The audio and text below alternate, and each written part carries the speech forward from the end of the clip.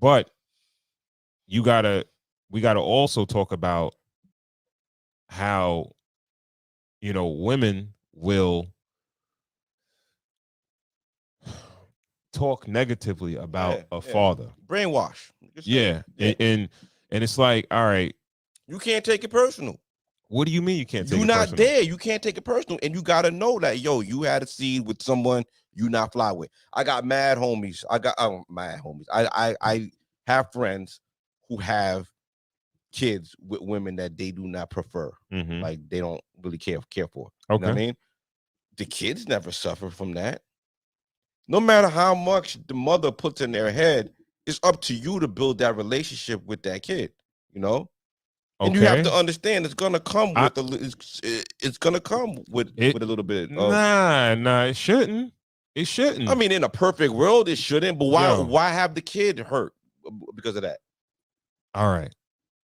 If the mother doesn't say anything, the kid is not gonna be hurt.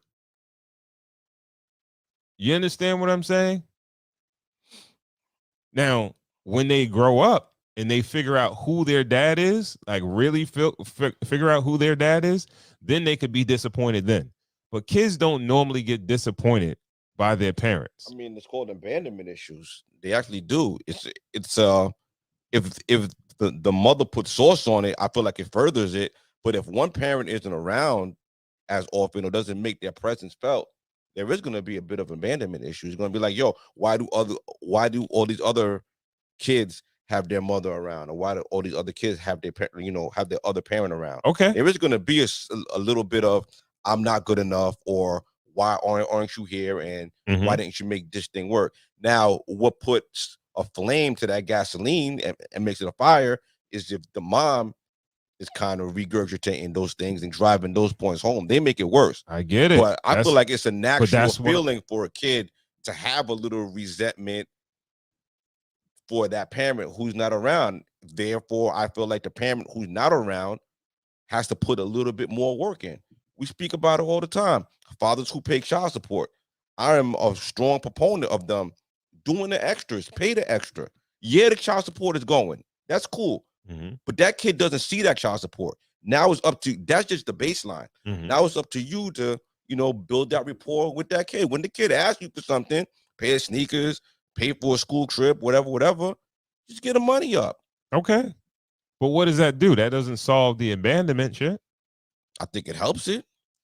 Honestly, I don't think kids are that aware, definitely as little kids, to realize that, the abandonment, right? Special parents. Someone got their pops coming up there. The pops are fine, man. Timmy's pops is a cop. What's the name? And my pops is somewhere else. Like, he not coming around, or I gotta have grandpa doing this, something like that. You gonna be like, yo, where my dad?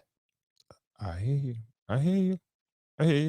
And you may have a moment like that or two. Right. But if usually if mom come home and be like, yo, my dad ain't, your dad ain't shit. All right. Really hold on, right? Yeah. If the dad don't come or dad don't show up, you don't see your dad, right? The crazy shit about it is most kids, even if they saw their dad a few times, like once a month or so, he's still a fucking superhero to them. Excuse my language. He's still a superhero to them. But if you throw on that sauce, that could turn him from a superhero into the villain. Without that sauce, they could, it don't matter if the dude is not showing up all the time. A kid is going to be like, a little girl is going to be in love with her pops. Even if the dude is not in her life like that, like he should be. He's not there calling her every day or whatever. If she see that her pops once or twice a month, if the mother not saying nothing, they still not gonna feel no ill will towards that man. Now, when they get older though, and then they start to see how they do things in life, they may, do some research or look back and say, oh, maybe that's why, or whatever. Like, you understand what I'm saying? Right. But at the time, the kid is still like, yo, my father this, my father that. Like, I know kids that even if they pops didn't live with them, they didn't live somewhere else or whatever, they pops was still like ill to them. Mm-hmm. You understand what I'm saying? Yeah. But a lot of the that's times, how it should be. Yeah, nice and healthy, and it's the mom. Mm. And I get it. I get it. If you're the one that's the primary caregiver of the child and you're kind of left to handle this shit by yourself, you can be a little scorned, spiteful, jaded. Yeah, exactly. Terrible human. But and I'm not even saying it's women's or mothers' responsibility to hold that, right? But when you think about it, one thing I would say to the mothers is that just let your child find out.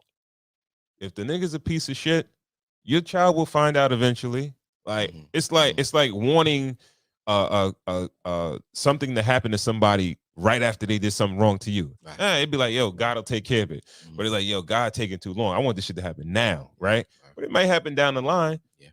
Just be patient, right? If the dude don't really show improve as a father, that child will eventually grow up and realize what their pops really was. Yeah. So you don't have to muddy the water. But I think a lot of the times it's like it makes them feel good. A little self-satisfaction. And I feel like when people do that, they're not really taking their kids' mental health into place. Like that's hard though, man. Because if you going through, I can't even fault the women, because if they going through some shit, they ain't gonna be like, you know what, I'm gonna worry about this or whatever. I'm feeling like shit, but I'm gonna just, a lot of us can't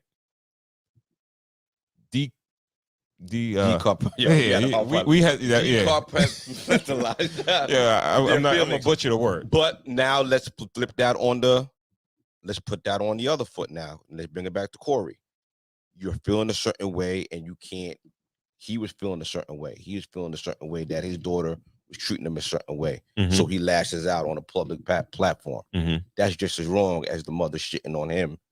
Absolutely. To herself. Absolutely. So that brings the conversation full circle.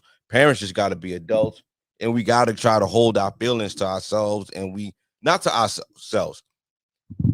To discipline a kid and to reprimand a kid should be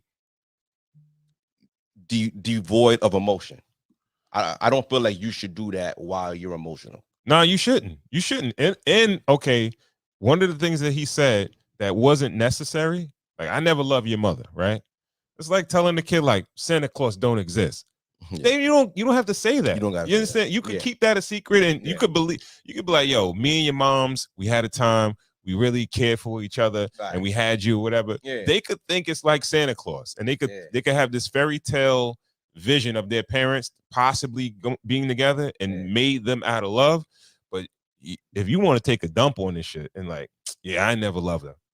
It goes down to hurt people too. I listen to the 5150 show. I never really hear about Corey talk about his father or anybody like that, or his upbringing. So I don't really know how he was brought up, but I feel like people who are brought up in that kind of environment kind of reproduce those kind of situations. Now we have this young girl that's in the world now that's dealing with this, and podcasts talking about how her father, shitted on her, and now she just left to deal with that and pick up the pieces. And some dude that she's gonna mess with, they're gonna have a kid, and now we're just gonna have this whole thing recycle all over again. Yeah, we're here. We're trying to lend solutions, and we're just trying to say, like, yo, listen, I've been doing this parenting thing for about 19 years. No shit, 19 years, 23 years. I was the father at 19, and growing up with your kids doesn't just mean getting older. It means getting more emotionally mature. Understanding that yelling just because you yelled at them, or I never was big on like calling names, but like just because you're yelling doesn't mean that it's not doing as much damage as like spanking. Everything does damage, That's for sure. So just kind of work on your emotions and never discipline your child while you're emotional. That's a hard task. That's easier said than done. But I feel like once you kind of have those words that you could kind of go back to, I feel like you could take a breath, cool out, you know what I mean? And if you're still mad, No, that's great advice. If you probably gotta test that out a few times before it actually works for you. Work in progress. Yeah, it's a work in progress. Work in progress. Yeah.